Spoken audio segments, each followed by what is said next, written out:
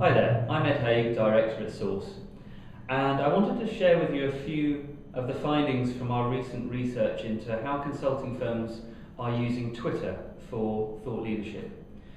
Many of you will be aware that we've published research not so long ago about how consulting firms are using Facebook for thought leadership, and this is really a complementary report to that.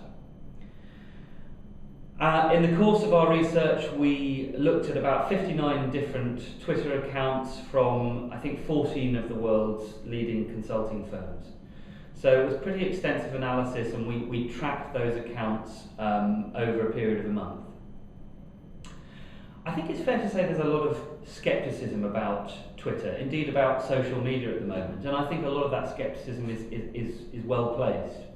It would be very easy to get carried away with the most fantastical numbers that do exist for social media. You know, these are platforms that are attracting an absolutely vast number of people and that have site stats that are kind of eye-watering. But there's a danger that we start focusing on some of the more superficial aspects of that. So, for example, on Twitter, that everything becomes about the number of followers an account has. And we actually think that those are fairly unhelpful measures of success on Twitter. The reality is that behind the hype and behind the skepticism, these are, Twitter and Facebook, remain incredibly important platforms, not least because they enable us to track how people are engaging with thought leadership. And that's a pretty rare thing to be able to do. Now, engagement's the key word there. And what we were really interested in when we analysed these accounts is to what extent are people really engaging with these accounts and with the content that's on them. Because that's what's really of interest to us. We don't want to just know that an account has a certain number of followers. We want to know what people are doing with that, how they're engaging with the content. And so we're interested, for example, in things like retweets, in things like the number of times people get mentioned. The things that show us a willingness on the part of followers to actually be active in some way, to really engage with a consulting firm. What is it that drives engagement? Well, we found that as much as anything else, it's about focus. So broad corporate accounts tend not to fare as well as accounts that are focused on a specific function or a specific sector. And in fact, we've got some analysis that shows that in fairly stark light, just how much more popular accounts are that have a very specific focus. So people are less attracted to sort of broad corporate accounts.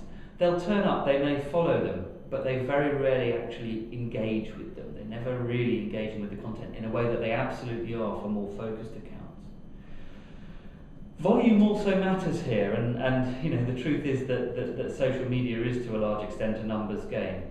We found that there are optimal levels for the amount of tweets that you need to be creating on Twitter in order to get people really engaged. And it's about 20 tweets per day, which for most consulting firms is an awful lot more than they're doing. I think the average amount of tweets per day for the firms that we analysed, for the accounts that we analysed, is about 3.5. So there's some work to be done just in terms of creating a constant conversation. Now, of course, this is where the skeptics once again will jump in and say, well, you know, there's no point in saying something for the sake of saying it.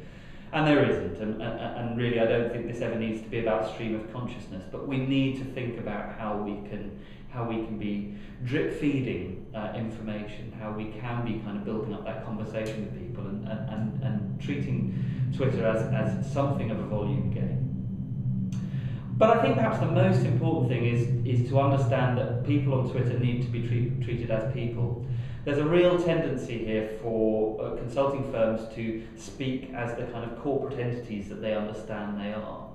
And actually that seems to be a big mistake, because the greatest levels of engagement seem to come where consulting firms are willing to be people, to have personality, to speak informally, to be entertaining, to be funny, to just sound like human beings, and to recognise the fact that at the other end of the account, on the readership side, they too are human beings. So I think that's really important. So engagement's the critical thing here. We track all those accounts and measure them according to engagement in our report, and give a lot more in-depth insights into what makes firms successful on Twitter. If you've got any questions about that, you can contact us. You can find all our details on our website, and we'd love to hear from you and to answer any questions you have. Thanks very much.